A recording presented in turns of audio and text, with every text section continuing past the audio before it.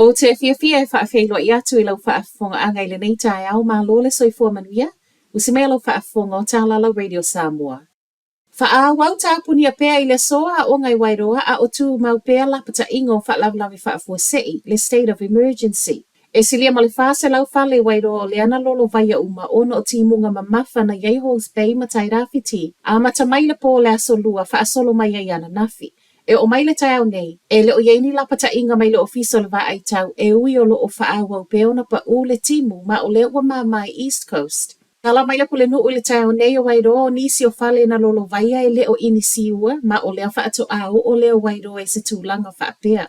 A o whautua ina I la le whaawau peona tāpuni o a o ngai le so. O lea fo iwa au mai le whautuanga mai le NZTA avita avale uma. O lo o whaau ngā ina motorways I lea vaengo le North Island I a whaai tete. Ma pau le State Highway o lo o tāpuni a pea I le tau nei o le State Highway tolu valu I le vau Fraser Town. Ma Lake Waikari Moana. Ma ue talafo o le tau le iwa I le tau nei e whono ai le pule ngā nuu. Ma le to a telo ta ita I Hawke's Bay e tala noa lapata ingo whaalavlavi whaafua sei ai maise o ngā luenga whaamama. O lawa toe a toa le sapalai o le eletise mo tangata Northland. O le pa ua I o le pou eletise na motu sia le sapalai eletise I mātu o le atunuu. Na whaia I le Transpower suinga le tu mautau I na whaau lai, ai whaatapu laa.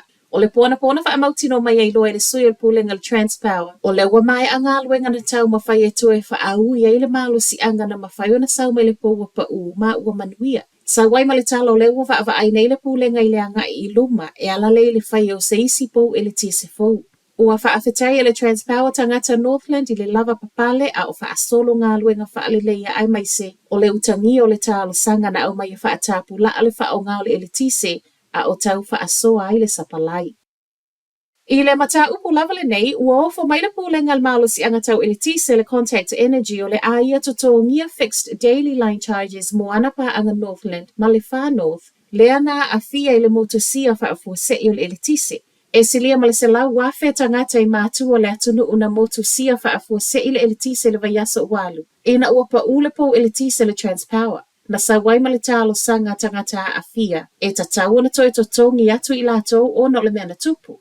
O le walangona le pulenga le Contact Energy ma whai mai ai ana nafi o le ai refunds ma wha amautino mai ai e silia ma le lua se fulu wafe o tangata na a fia o ana pa anga. Sau noanga le pule sili o le mea tatau na whai ma o le mea tonu fo ilea o le toi wha a fo I o tupe a tangata a fia. Ma o le soe amata maa wai e tangata Northland o loo wha anga ma le Contact Energy fe autu si tusia po o emaili fo I wha atatau I refunds o le ato e maua. O refunds nei o ko meki lava o na to e sea mai a lato pili moli o le afua mai. Whai tau se laua wano whai ngā luenga vai o le uwha amautino mai a le tau I o whaalawlau whaafua sei o le oranga tamariki wha apela matanga luenga le social development. O le oranga tamariki e wha se lau sifuluma le iwa wano whai ngā luenga o wha amautino mai o le a le to iai. Ma o se suinga lea mai le ono se lau tolu sifuluma le lua na mua I wha ailoa mai le masino a perila. O lana pulenga fo'i o lea o fia I totono le vaia, pe ona wha titi ai ana sui pule sili mai le valu I le ono. O le whaase lau sifulma le iwa ua whailo mai o le numera mauti noa lea.